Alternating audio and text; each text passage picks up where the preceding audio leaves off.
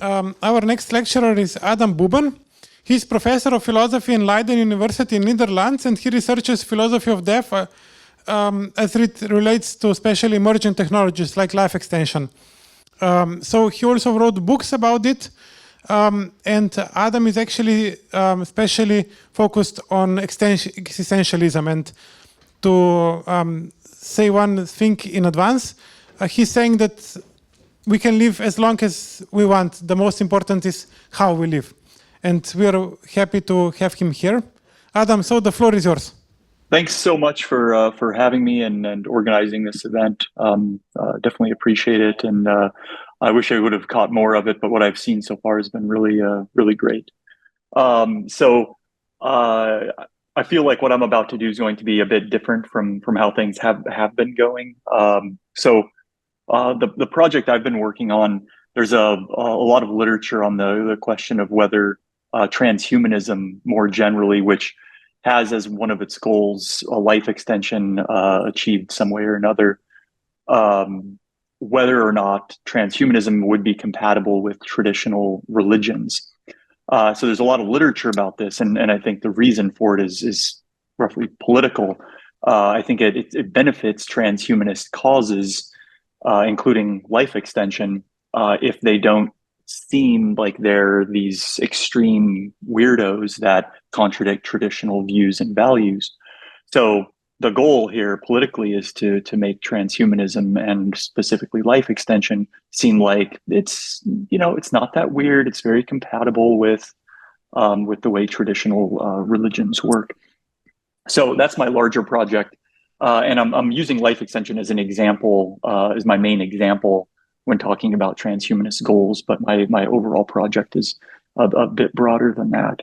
So anyway, what I'm going to do today is I'm just focusing on Christianity in this particular moment, whether or not traditional views of Christianity would be compatible with transhumanism and life extension specifically. And I'm really focusing on the 19th century Danish existentialist figure, Soren Kierkegaard, in this particular talk. So I'm sorry, I don't have slides for you. I'm organizing a workshop myself this week, so I'm just I'm stressed. didn't have time to get slides together, but I'm happy to be here, and so I'm just gonna run through some parts of the paper that I've been working on. So anyway, just maybe I'm telling people what they already know, but just to talk about transhumanism for a second. Here's a quote. While definitions and strains vary, at the most basic level, transhumanism is an intellectual and cultural movement premised upon the idea that human beings can use science and technology to significantly enhance their capabilities and thereby overcome many of the limitations of human biology. So I'm going to skip over some of the more extreme views of what transhumanism might be capable of achieving, and just focus on some of the down-to-earth things. And on that level, transhumanists hope that advances in nanotechnology, biotechnology, robotics, informatics, and communication technology, and applied cognitive science, as well as neuroscience, genetics, and pharmacology, will be able to increase human intelligence, physical endurance, strength, and longevity. In the case of longevity, more specific advances in cellular medicine, cyborgization, cryonics, and even mind uploading, whatever exactly that means to people, would theoretically result in humans living much longer lives and ideally in the eradication of necessary mortality. Many transhumanists see recent R&D indications that medical interventions will soon be able to stop, perhaps even reverse the aging process. Catastrophic damage resulting from accidents, repair catastrophic damage resulting from accidents, and stamp out the seemingly inevitable terminal illnesses, cancer and neurodegeneration, among others, that currently threaten our lives.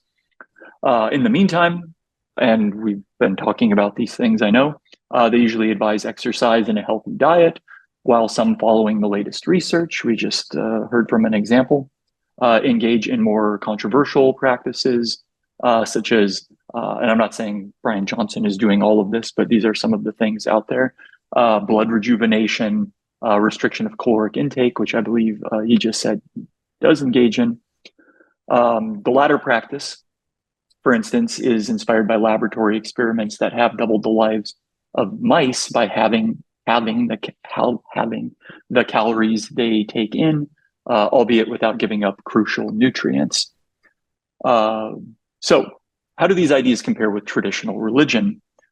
James Hughes, kind of a prominent transhumanist figure in this area, says that a variety of metaphysics appear to be compatible with one form of transhumanism or the other, from various Abrahamic views of the soul to Buddho-Hindu ideas of reincarnation to animist ideas. That was Hughes. Regardless of their respective ideas about souls and what happens to them, both transhumanism and these religions express a desire for transcendence of humanity's frailty and limitation. And like transhumanism, most of these traditions base this desire for a better future on a deep dissatisfaction with our current, largely miserable lot in life. Often, the major source of dissatisfaction is impending death and the gradual biological deterioration, that is aging, which leads to it, if nothing else gets us first. One scholar says that transhumanists and the traditionally religious share the radical disdain for the biological human body, the strong sense of alienation from the present world, the utopian speculations about the ideal good life in which all needs will be fulfilled, and the longing for the experience of immortality. But despite clear similarities in both where they want to go and why they want to get there, it is how they want to do it that appears to set them apart. On the more extreme construals of transhumanism mentioned above, actually, I skipped that part, so never mind. Technological salvation seems to circumvent the divine, which most religious people would be against. But, perhaps even if they're borrowing religious tropes, it would seem that maybe given this fact, there's some incompatibility with traditional religion. Now, if we focus more on these down-to-earth construals where we're talking about medical advancements and things like this, transhumanism does still seem to have some potential for greater continuity with at least some formulations of certain religions. For many devout adherents of Abrahamic traditions, the assessment of technology is largely negative, except for medicine and for its usefulness in promoting their message.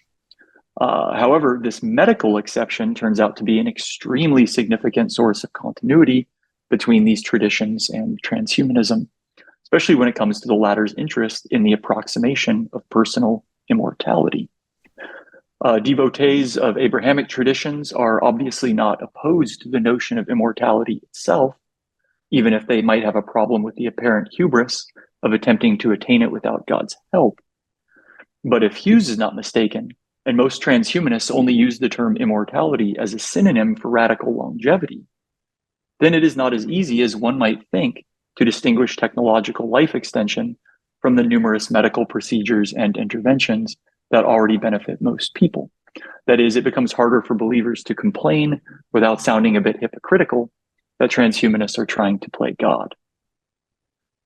Most Christians, for example, do not refuse on doctrinal grounds surgical procedures and pharmaceutical prescriptions, not to mention dietary and exercise recommendations, that grow ever more effective at delaying death due to injury or illness.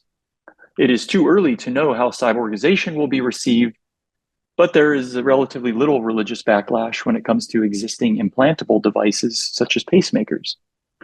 Cryonics, therapies involving stem cells and genetic manipulation, are more likely to draw the ire of Christian communities, but this negative reaction is certainly not universal and has much to do with the somewhat contingent cultivation and implementation specifics surrounding these emerging technologies. And when it comes to the non-medical possibility of uploaded minds, it is not even clear if true personal survival is at stake. So they would be difficult to distinguish from other digital remains like social media profiles that dying Christians leave behind all the time. Although there is surely more to say along these lines, this is probably a good enough overview of transhumanism and its compatibility with religion to get the conversation with Kierkegaard started. So what I'm going to do with him is I'm going to look at So he comes back to this theme over and over again, especially in his later work, having to do with Jesus's Sermon on the Mount from the 6th chapter of Matthew. And there's a particular part of that sermon where Jesus talks about the birds of the air and the lilies of the field. And so these verses, Kierkegaard comes back to over and over again.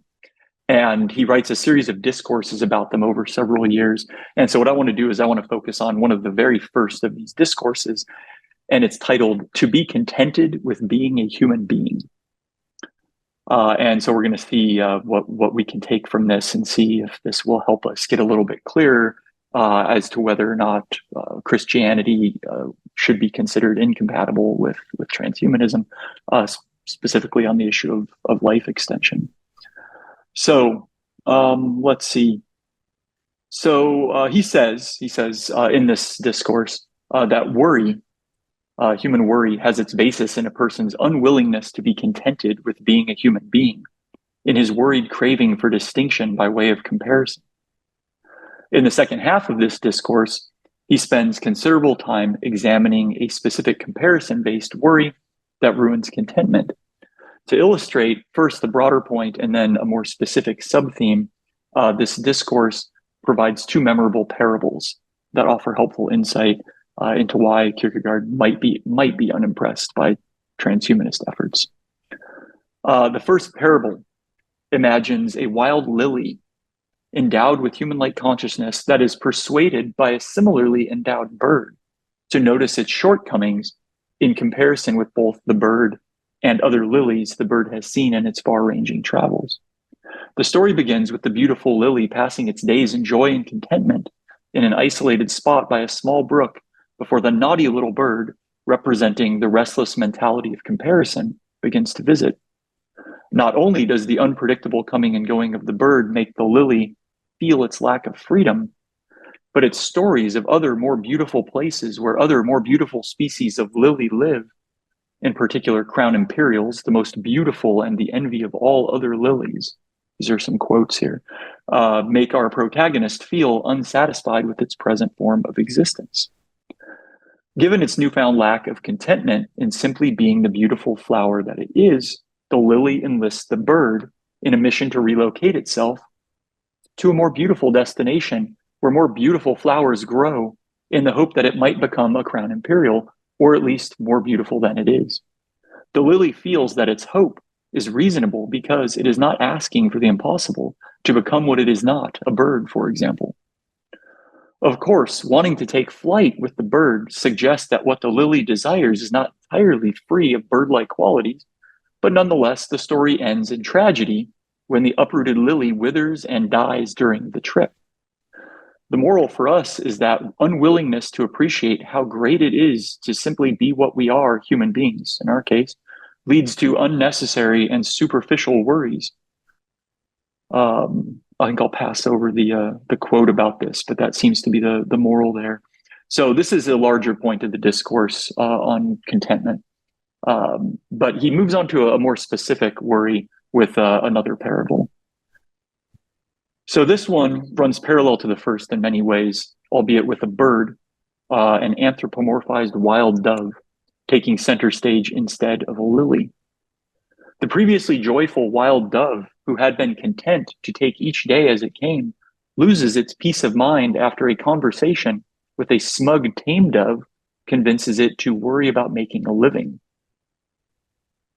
In its day-to-day existence, which offers no assurance of where its next meal will come from, its day-to-day existence, which offers no assurance of where its next meal will come from, suddenly seems deficient in comparison with the easy security the tame dove and its mate enjoy thanks to the providence of a rich farmer. The wild dove thinks it is not unreasonable to want what they have, since it is not asking for something impossible, for example, to become like the wealthy farmer. So it begins to plan for its own future. After an exhausting and failed attempt to stockpile resources in the wild, the dove decides to sacrifice its freedom and surreptitiously join the others in the farmer's dovecote. Unfortunately, the farmer quickly discovers the ruse and unceremoniously kills our protagonist. As in the case of the worried lily parable, the moral seems to be that unwillingness to appreciate how great it is simply to be what we are, whether lily, bird, or human being, leads to disruptive and dangerous worries.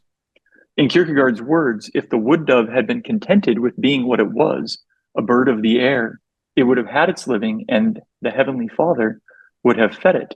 In the state in the state of uncertainty, it would have remained where it belonged. However, unlike the previous parable, there's a bit of a twist here related to the Heavenly Father. The difference is that while it is true that we all have to make a living, it is not necessary to compare ourselves to other members of our own kind in order to come to such a realization and worry about it.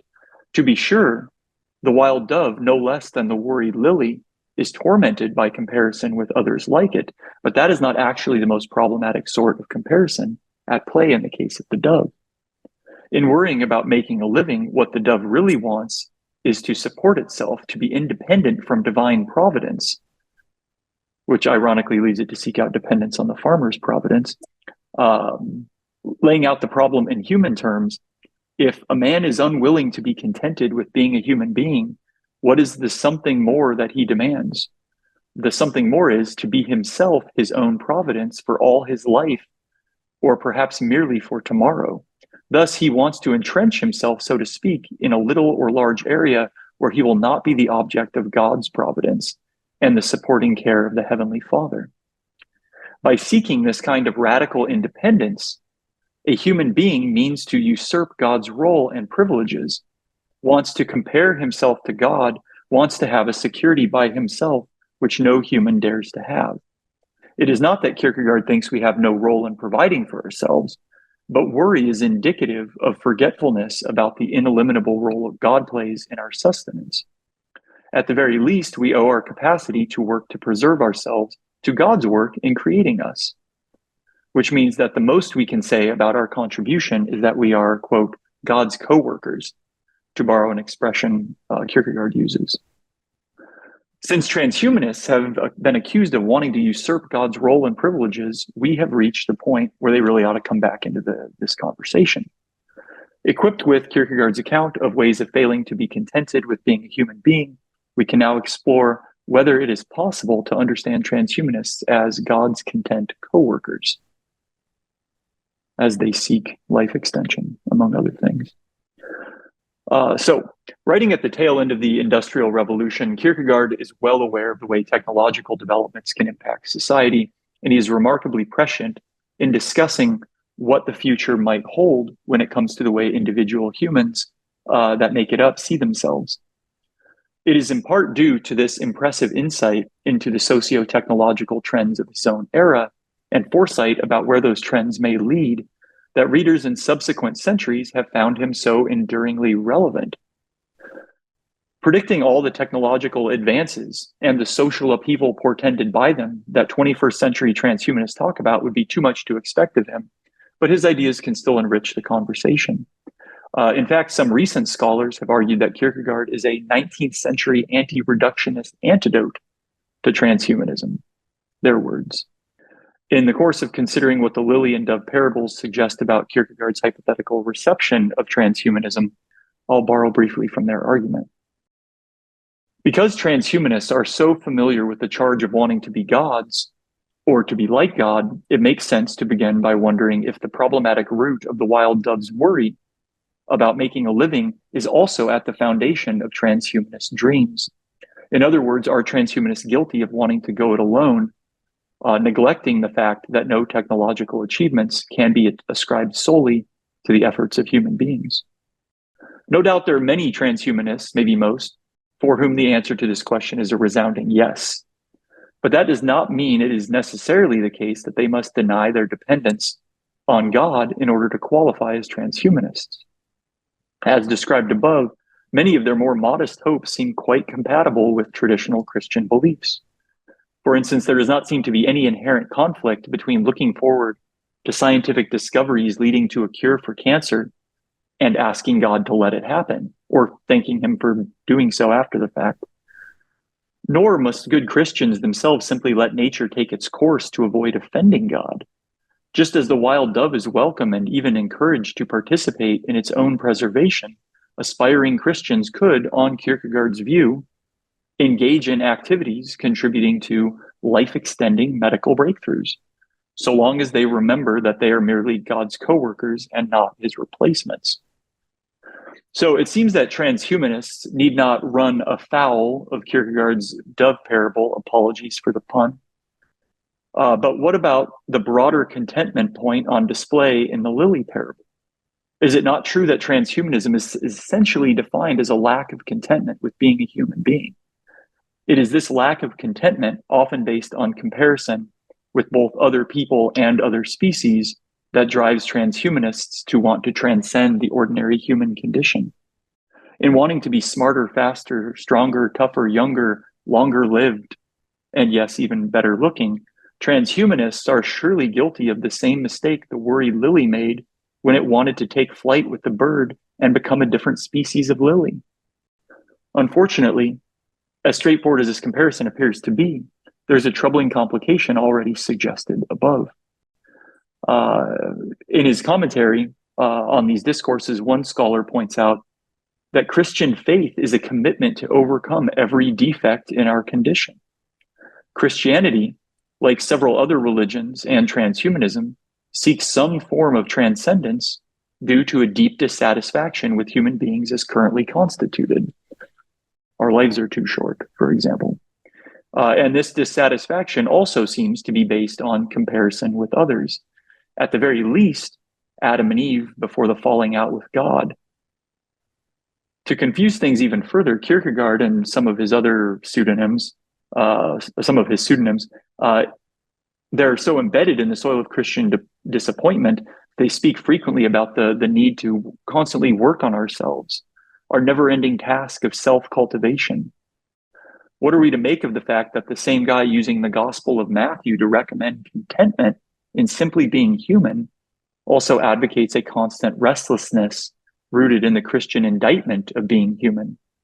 How could it lead to a non-hypocritical critique of transhumanism? The main difference between transhumanist and Christian discontent with being a human being is that for genuine Christianity, it is not simply being human that is the problem. Rather, it is being human while not yet being reconciled with God. In such reconciliation, which is a key element in our lifelong process of self-cultivation, everything else one might be disappointed by is supposed to fall away and perhaps be remedied in the next world. Because being human provides aspiring Christians with the opportunity to work together with God, never independently, on reconciliation, it is possible for Kierkegaard to encourage contentment in simply being human, while simultaneously acknowledging that there is always more work to be done and no time to waste. Even if there might be some quasi-Christian transhumanist analog for what Kierkegaard is up to, he seeks a contentment with the human struggle that would seem out of character for them. In the words of a few scholars on a recent paper, Kierkegaard does discuss a movement in the individual, but this is an existential development in the individual's inner being. Moreover, this movement does not escort the individual towards a final destination. What is at stake is an inner search, a scrutinizing of one's own self. In Kierkegaard's view, this is a lifelong ethical educational process that has its due value in itself. Its sole purpose is to form the individual's character, to form and to shape the self. At the risk of sounding a bit trite, for Kierkegaard, it is all about the journey. But most, if not all, varieties of transhumanism emphasize the destination. And the reason they are so optimistic about emerging technologies is that these developments promise shortcuts to getting there. Just after dismissively listing easy shortcuts provided by the emerging technologies of his own day, Kierkegaard declares that his vocation goes in the opposite direction. He means to make something more difficult, to make difficulties everywhere. So I'll go ahead and stop there, but the conclusion I am basically reaching is that it's really hard to point out exactly why a transhumanist seeking life extension would be incompatible with traditional religion. But I do think that ultimately there's some there's going to be some coming apart on the idea that that we should be where for the transhumanists, right? Their goals are just so this worldly and so oriented toward the bodily realm, whereas I think Christians are ultimately going to at least when you really look at the more detailed versions of it, Christians are going to have to say that we have to set those concerns aside to worry about something that isn't so physical, isn't so bodily. So anyway, something like that would be the ultimate conclusion, but I want to wrap it up because I know I'm already taking too much time. So thanks very much. Thank you very much, Adam. Yeah, for the applause. Yeah, I like your lecture. It's really big question when we talk about longevity, also to include all the segments of population, religious and non-religious and so on. So is anyone has a question to continue on this topic? At the moment, no. So then I have one question for you. Since you're a philosopher and specializing in these questions, one thing that I hear a lot when I talk about, or not so much a lot, but still for me too much, when I talk about life extension is that death gives meaning to life, And what would be your answer to this statement? So this book that you were referring to earlier, where I talk about philosophy of death and the question of the desirability of immortality, that just came out a couple of years ago. I really focus on this issue in that book, and I think that it's very. I think that's kind of a silly idea, but there have been a lot of smart people who've thought that this is the case, and I'm unconvinced. I think that a lot of the kinds of limitations that people think we need in order to find meaning, they're usually things about having deadlines, right? So we don't just procrastinate, put everything off. That if we couldn't die, that we wouldn't really be risking anything when we made choices in life. And so a lot of the work I do in that book is just trying to point out how so many of our limitations have nothing to do with that end of life. Right? A lot of our limitations are just embedded in our births. They're embedded in the other end of life, or in past choices we've made. They're embedded in the past in some way or another. Things that we can't do anything about that limit our options now. Those are the meaning-giving limitations. And as far as risks go, I mean, there's all kinds of things to say about this, but maybe the nastiest thing to say about it is there's a lot of risks if you couldn't die. But again, I'm talking in that book a bit more about like something like genuine immortality, not simply like medical immortality or indefinite life extension. But there are a lot of risks, right? You're always going to be faced with risks. If mortality isn't one of them, embarrassment will be another. Permanent injuries, being thrown into space and drifting forever would be a horrible thing if you couldn't die. So I don't think life is ever going to be short on risks, ever going to be short on urgency one way or another. Great. Thank you very much. We need this humanistic perspective because life extension is really something that considers more disciplines, like not just natural sciences and medicine, but also humanistics and sociology, economics, everything. So thank you very much for your perspective, Adam, and we continue with our conference. Thank you. Okay, thanks very much.